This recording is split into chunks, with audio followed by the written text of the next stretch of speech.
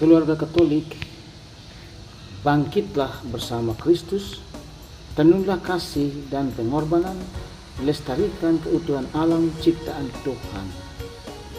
Teruslah berbuat baik. Bapak, Ibu, saudara-saudari yang terkasih, berbuat baik adalah wujud dari semangat mengasihi. Hal itu patut dipuji dan dikagumi, apalagi tindakan itu dengan niat tulus tanpa pamrih. Perbuatan baik seharusnya dilakukan oleh siapapun tanpa kecuali.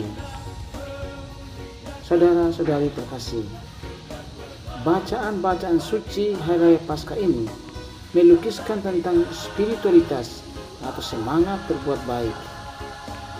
Menurut kitab suci, berbuat baik itu identik dengan mencari perkara yang di atas. Mencari perkara yang di atas berarti selalu mendengarkan dan melakukan perintah Allah.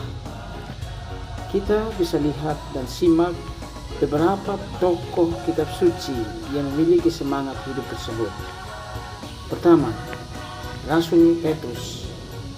Dari bacaan pertama kita baca dan dengar tentang Petrus yang pergi ke rumah Cornelius, seorang perwira Romawi. Tindakan ini merupakan jawaban atas perintah Allah yang diterimanya. Petrus mengatakan kebangkitan kepada Cornelius dan keluarganya. Petrus menjelaskan tentang kebaikan Yesus kepada mereka. Sejumlah kebaikan Yesus yang disampaikan Petrus di rumah Cornelius, yakni ajaran dasar Yesus tentang cinta kasih dan berbagai mukjizat yang Yesus lakukan. Yesuslah pusat seluruh isi kitab suci, pusat seluruh pewartaan, termasuk apa yang telah disampaikan para nabi. Petrus mengatakan Yesus yang bangkit dengan jujur, total dan tuntas. Kedua, Rasul Paulus. Dia menyadari bahwa dirinya orang yang tidak pantas, yang paling hina dan berdosa. Sebab dialah yang telah menangkap, menganiaya dan membunuh jemaat Tuhan. Ia bertobat oleh karena kasih Kristus yang sangat kuat mempengaruhinya. Betapa baiknya Yesus yang dialami Paulus mendorong Paulus untuk membalasnya dengan melanjutkan karya kebaikan itu kepada sesamanya.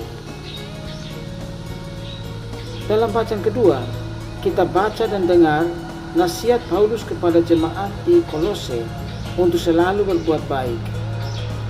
Kamu telah dibangkitkan bersama Kristus, maka carilah perkara yang di atas, di mana Kristus berada.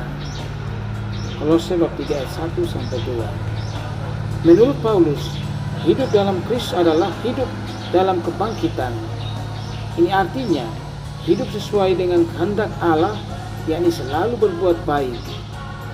Berbuat baik itu artinya mencari perkara yang di atas. Ketiga, Maria Magdalena, Petrus dan murid yang lain.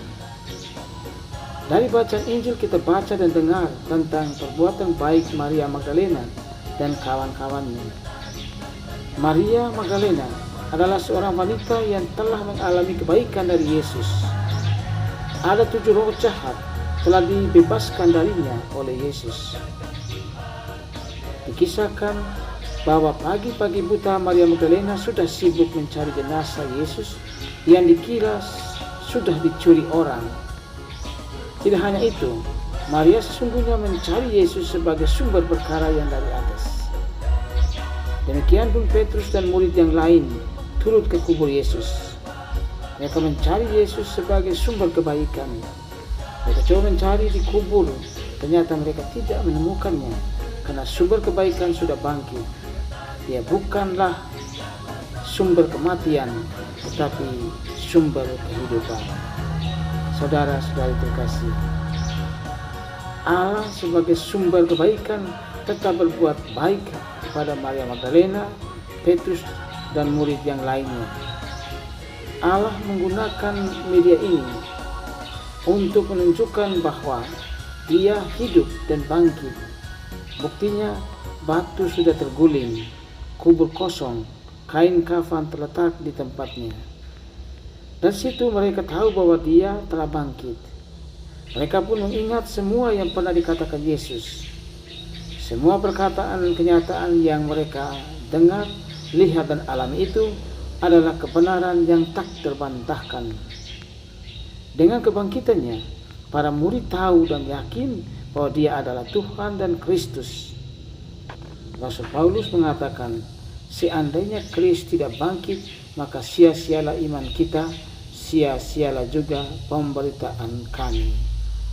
1 Korintus 15 ayat 17. Bapak, Ibu, saudara-saudari yang terkasih, Sahabat Tuhan hari ini menyapa dan mengajak kita untuk mengarahkan diri kepada kebangkitan sebagai cahaya kebaikan dan terang dalam berbuat baik. Kebaikan yang sungguh baik adalah kebaikan yang dari atas. Yesus yang bangkit itulah cahaya yang menuntun kepada perbuatan baik dan cahaya menuju kebaikan yang dari atas. Pertanyaannya, melalui siapa dan apa kita dapat mengetahui perkara yang dari atas dan mengetahui cara berbuat baik sesuai yang dari atas? Kebaikan itu bisa melalui diri sendiri, seperti dialami oleh Maria Magdalena. Kebaikan bisa dialami melalui orang lain, seperti oleh Petrus dan murid yang lain. Petrus dan murid yang lain dengar dari Maria Magdalena tentang kubur kosong, atau Cornelius dengar dari Petrus. Apabila dalam diri kita mengandung cinta, akan cenderung berbuat cinta dan menghasilkan kebaikan. Jika dalam diri ada kejahatan, maka kita cenderung berbuat jahat.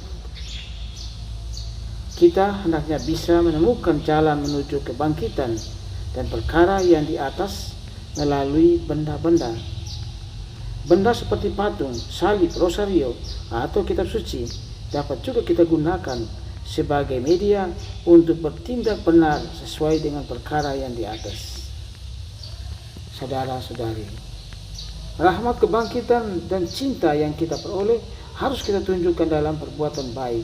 Misalnya, kaki kita mengalami kelumpuhan, maka kita masih bisa menggunakan mulut untuk bisa berkeliling sambil berbicara tentang kebaikan, sambil membawa senyuman sukacita kepada sesama.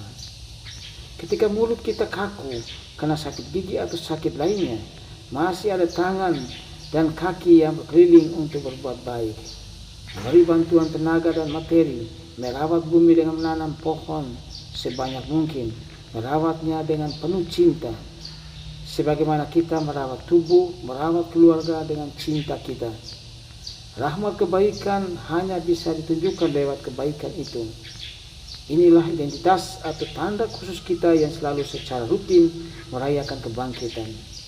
Teruslah berbuat baik mulai dari rumah dan komunitas basis kita. Dalam perbuatan baik selalu ada cinta kasih. Semoga kita bisa. Tuhan memberkatimu semuanya. Amin.